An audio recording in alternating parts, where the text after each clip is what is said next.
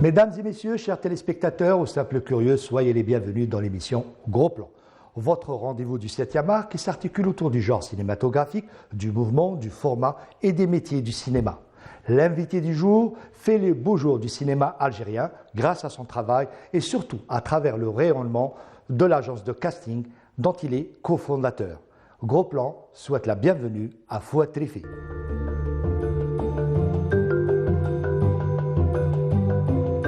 Fouad Trifi, merci d'avoir accepté notre invitation. Je tiens à signaler à nos chers téléspectateurs que j'ai eu le plaisir de vous recevoir pour une autre émission. C'était consacré au métier du cinéma. C'était le lancement de... Justement. Merci pour la perche. Ça fait 5 ans ou 6 ans.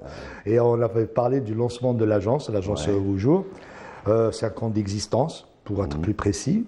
Et c'est-à-dire, je parle des projets déjà réalisés et ceux qui sont en cours, par le biais de l'agence, par le biais de ce travail. Est-ce qu'on peut dire que c'est un pari gagnant ? Là, ce que j'avais prévu dès le départ, j'avais mis des paliers à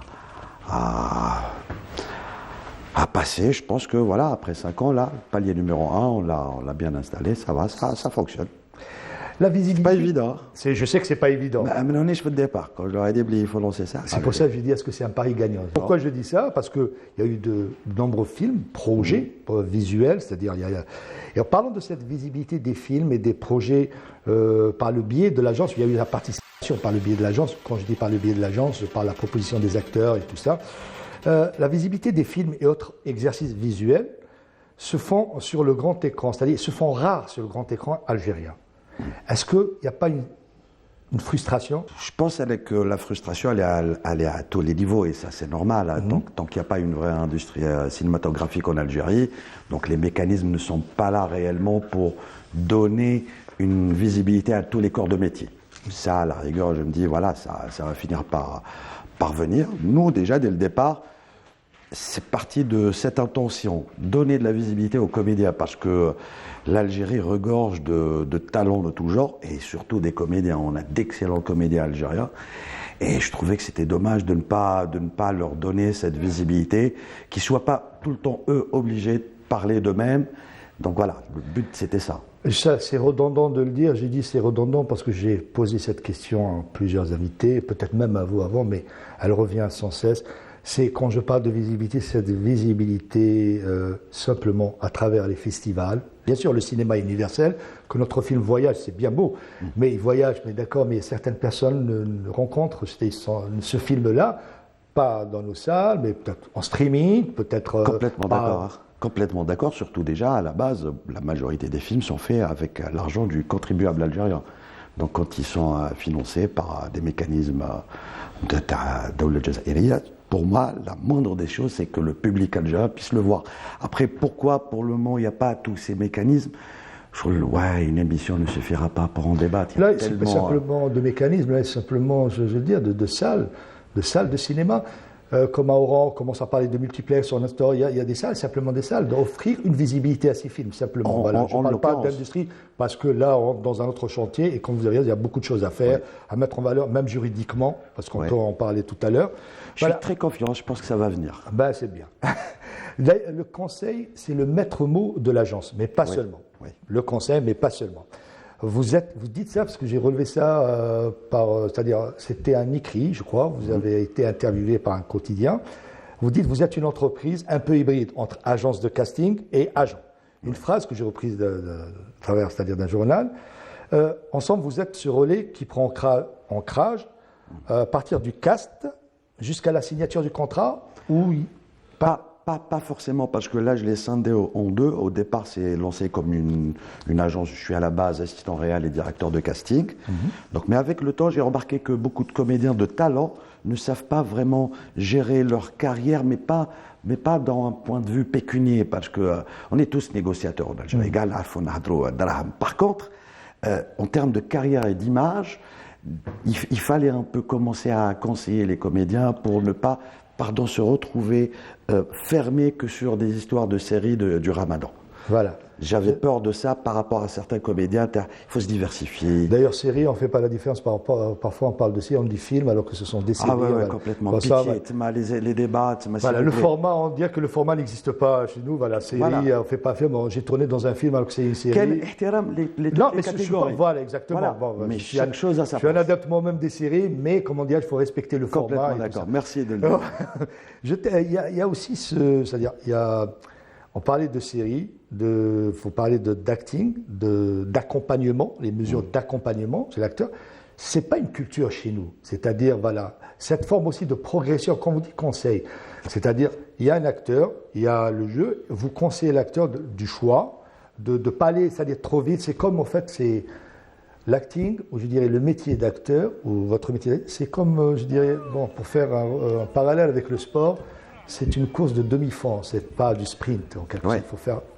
Ah oui, c'est un long chemin. Déjà, en l'occurrence, on va bientôt commencer à organiser des masterclass de stars internationales pour qu'on puisse inviter des jeunes talents et des comédiens, pour qu'ils puissent voir un parcours de cette star que vous aimez. C'est pas en claquant des doigts, c'est un parcours, c'est des. Et c'est pas aussi parce que j'ai pu voir et lire, aussi le conseil, c'est conseiller un acteur qui débute ou qui veut de faire des choix, d'accepter de faire des seconds rôles parce que le film, voilà, et que le second rôle parfois peut être plus visible et intéressant que le premier rôle, d'accepter certains choix, d'attendre, d'être patient. C'est tout ça aussi. C'est pour ça que je parlais d'une comparaison avec une course de demi-fond. Et c'est là où c'est intéressant le consultant ou l'agent par rapport à un comédien, c'est qu'il lui dira les vérités parce que c'est dans l'intérêt des deux. S'il ne travaille pas assez, s'il n'a pas été bon, on n'a pas de scrupule à lui dire « t'as pas été bon » et c'est pas pour te casser. Le but, c'est que tu ailles de l'avant. Et c'est là où la relation de confiance entre une agence et des comédiens est primordiale. Juste pour revenir à votre première question, oui, il y a un truc sur lequel on s'est concentré les 5 premières années, c'est exactement ça, installer l'état d'esprit d'une agence artistique, parce que sans se vanter, il n'y en a pas dans le Maghreb, ni dans le monde arabe. Et parce qu'il y a des managers individuels, mais en termes d'agence, on parle plutôt de coaching à ce niveau-là, c'est plutôt du coaching. Exactement. Voilà. Que même les acteurs, c'est la plupart des acteurs qui ont été sollicités pour un premier rôle, c'est qui forcément, ce n'est pas leur métier, je veux dire qu'ils n'ont pas fait une formation, qu'ils n'ont pas eu plutôt une formation théâtrale ou une formation par le biais de certaines écoles d'acting. Ils prennent des fois c'est-à-dire des personnes spécialisées pour le coaching et tout. Mais il faudrait avoir au préalable, c'est-à-dire, je ne sais pas, ce n'est pas moi qui décèle, un talent quand même, on ne peut pas. Merci de voir la perche pour ça, j'ai envie de le dire à travers votre émission. Le cinéma, un acteur, ça peut venir de toutes les cas. Il peut avoir fait du théâtre, ou ne pas en avoir fait.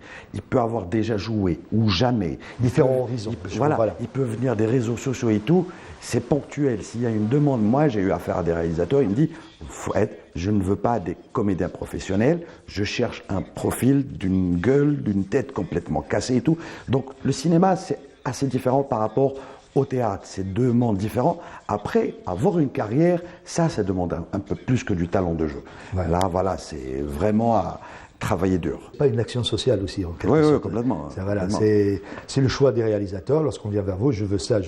Vous, votre travail, c'est Combien de fois on nous a reproché des choses en tant que directeur de casting. Mais ça fait partie du jeu, parce que nous, notre rôle, au final, c'est de proposer les meilleurs pour les personnages au réal, mais le dernier mot revient toujours au réalisateur. Au réalisateur, bien sûr. Là, je reviens, il y a eu 5 ans quand je parlais de l'agence, encore une fois, l'agence de casting Oujour, 5 ans, vous êtes cofondateur avec votre moitié, voilà. Avec ma femme. Voilà. Là, je sors de l'agence Oujour, je parle plutôt de 16 ans de métier. Il y a 16 ans, 15 ans de métier. Là, c'est faut être pas simplement agent ou directeur de casting, il faut être assistant réalisateur, il faut être qui a coiffé de nombreux métiers, je parle du 7e art.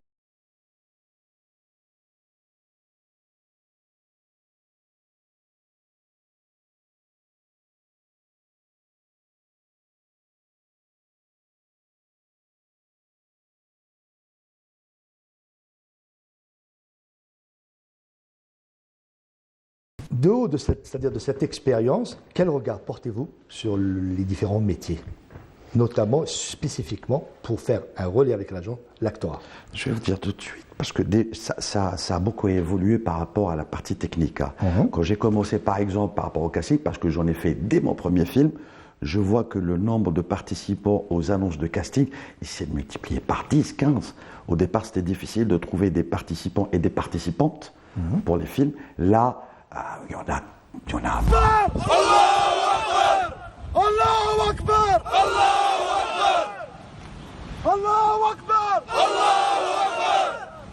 Tahiyat Zayed! Tahiyat Zayed! Tahiyat Zayed! Tahiyat Zayed! Tahiyat Zayed! Tahiyat Zayed! Ça fait plaisir. Même pour les corps de métier, à la base, il y avait peu de chefs électro, peu de chefs machinaux.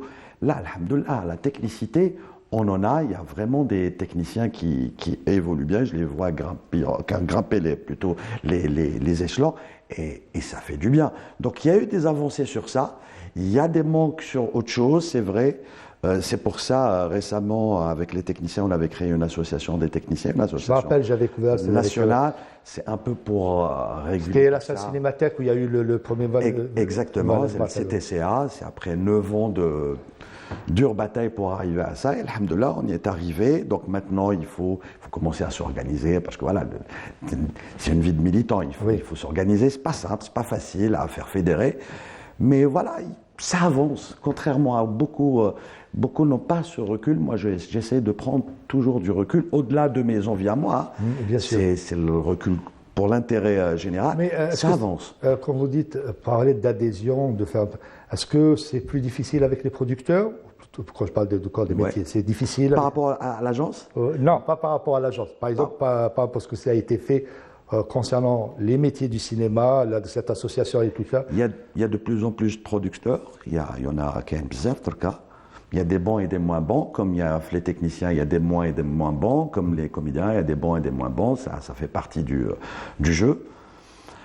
Après, pour le moment, je ne vois pas émerger, comment dire, un truc cyclique. Par exemple, le mois de Ramadan, ça serait bien qu'on arrive à des productions en dehors de Ramadan, pourquoi pas? Il y a un public à l'année. Est-ce que ce n'est pas aussi le problème des annonceurs? Là aussi, ce n'est pas les annonceurs, parce qu'il y a une volonté. Ou est-ce que ce n'est pas dans la culture? Les annonceurs, on dirait qu'on a instauré dans la tête des annonceurs, ou je veux dire la culture, c'est que tout produit doit être visible. C'est-à-dire produit, nouvelle création, simplement pendant le mois de Ramadan. J'ai l'impression comme si on est la télé n'existe pas après le Ramadan ou les productions. Franchement, j'ai l'impression qu'il n'y a pas l'envie de prise de risque. À un certain moment, pour que les choses se lancent, il faut qu'il y ait des pionniers qui prennent des risques. Avec leur poche, qui prennent des risques, et s'ils gagnent, jackpot. Pour le moment, le marché du Ramadan, la visibilité du Ramadan, moi le premier, à l'année, je ne regarde pas la télé. Pendant le Ramadan, c'est la télé algérienne. C'est de facto, c'est. Après, pour nous inciter à voir hors Ramadan, il faut qu'il y ait des producteurs, des annonceurs qui investissent dans ça. Autre problème aussi, se focaliser simplement pendant le mois du Ramadan crée un autre problème, notamment entre les comédiens. Pourquoi certains sont appelés, pourquoi pas d'autres, pourquoi ça? C'est-à-dire comme si on travaille simplement. Si le travail était continuel et pas simplement ponctuel pour un mois, ça serait peut-être plus, je dirais... Parmi les conseils que je donne aux comédiens, c'est ça, c'est pendant le Ramadan, essayons de ne pas être sur 2-3 rôles différents, parce que ça ne vous sert pas possible. Oui, on a vu qu'il y avait 3-4 séries où il y avait des acteurs qui disaient, on le voyait dans une série, une autre et tout, et ça ne sert pas forcément. Je comprends, parce que c'est la seule période où ça travaille, c'est normal, c'est humain, mais en même temps, c'est pour ça, nous, on mise sur des carrières, des longues carrières. Sinon, il y a aussi, il faut pas se leurrer, il y a aussi l'aspect pécunier, je dirais, l'aspect financier. On comprend aussi l'acteur dit qu'il n'y a que ce mois-là où je peux travailler. Mais il y a une effervescence ces temps-ci. Je vois que le théâtre, il y a une effervescence. Je vois que les festivals, on commence à organiser des festivals à gauche, à droite. Il y a un renouveau, il y a quelque chose. Il y a des tournages, moi je suis en train de voir, il y a beaucoup de tournages qui se font. Voilà, j'ai assisté notamment, on avait parlé en off tout à l'heure, de celui de Shakib Talbendiab, je crois qu'il est en post-prod. Il y a beaucoup de tournages. Moi j'ai l'habitude de vous voir aussi. Justement, j'allais vous poser cette question. Je vous vois, parce que votre nom me revient, c'est pas pour vous jeter des fleurs, me revient à chaque fois. Si ce film est fait, c'est grâce à vous. Si ce film est fait, grâce à vous, il est derrière. Ça vous donne pas envie, vous avez été assistant, de réaliser votre propre film? Franchement, oui. Oui, mais arriver à la réalisation pour des histoires de financement, mais je vais y arriver. Je suis en train de préparer le terrain pour moi, j'ai mes mécanismes, je vais y arriver. Hein. Parce que vous avez une véritable banque de données, l'agence. Vous avez, c'est-à-dire, parcouru un petit peu, je dirais, le cinéma algérien pendant plusieurs années. Être assistant réalisateur, il faut avoir envie de dire quelque chose. Là, j'arrive à une étape dans ma vie où j'ai un truc à dire, je vais le faire en film et ça va parler de nos métiers. Je ne veux pas faire un film pour faire un film. Exactement. Il y a une envie, c'est comme voilà. Franchement, c'est pas mon truc. Après, je suis passionné aussi d'assistanat, donc là, maintenant avec les comédiens, c'est vraiment une passion de trouver le bon comédien pour le bon rôle. Assistant, qu'est-ce qui vous motive? Pourquoi? Qu'est-ce que vous trouvez quand vous êtes assistant réalisateur, vous parlez avec passion? C'est quoi? Je sais pas. Là, je me pose là la question, mais déjà à la base, c'est plutôt l'ambiance, je dirais. C'est un tout, c'est magique. Vous rentrez dans une bulle. Voilà, il y a la fratrie, il y a l'équipe. On est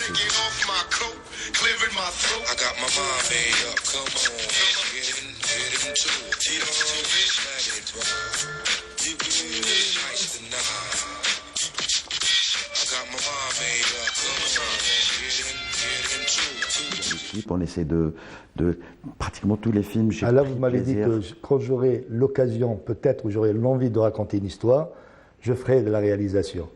Et peut-être toute cette ambiance-là, tout ce vécu, cette expérience vous donne pas peut-être l'envie d'écrire un scénario à travers cette expérience. Voilà, quelqu'un qui a un peu mon film, hein, ça va être sur ce. On parlait de culture de certains métiers, la culture par exemple du making-of que moi-même j'observe qui n'existe pas chez nous, un petit peu quand je parle à des réalisateurs ou à des acteurs, parce que pour illustrer, je veux dire, le propos de l'invité, ce qu'il y a making-of, il faut parler. On n'a pas cette culture de making-of.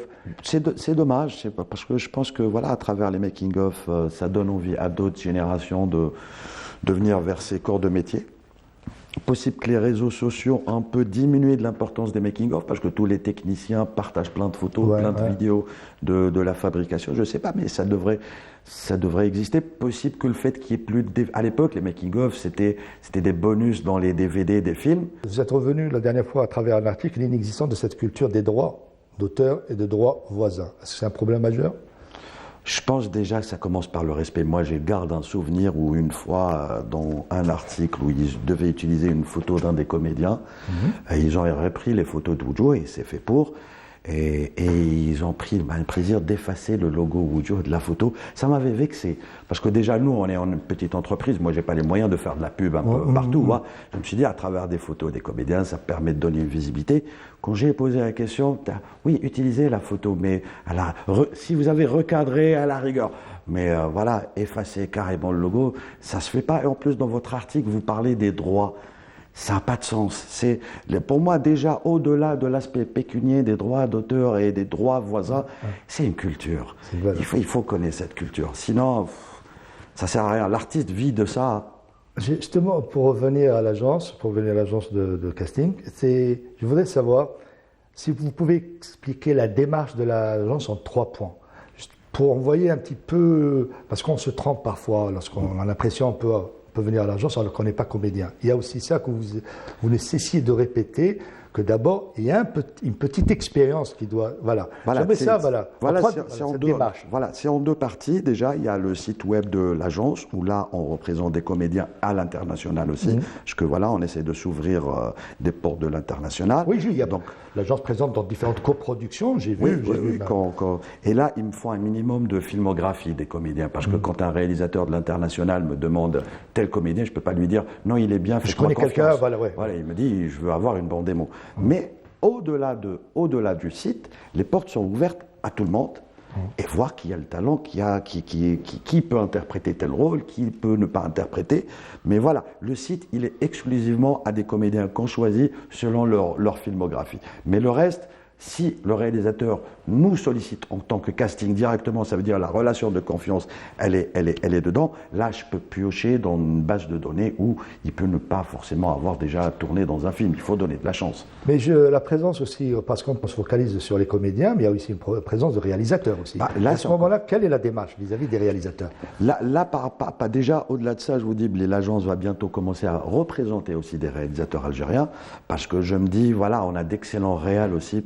Voilà, on a vraiment des talents et on manque de visibilité à l'international parce que ailleurs, il faut avoir des codes. Un comédien en Europe, ou on commence en Orient, un comédien professionnel, c'est un comédien qui a une agence. Est-ce que ça ne serait pas une démarche contraire? C'est-à-dire maintenant, il y a un réalisateur qui vient vers vous pour les comédiens.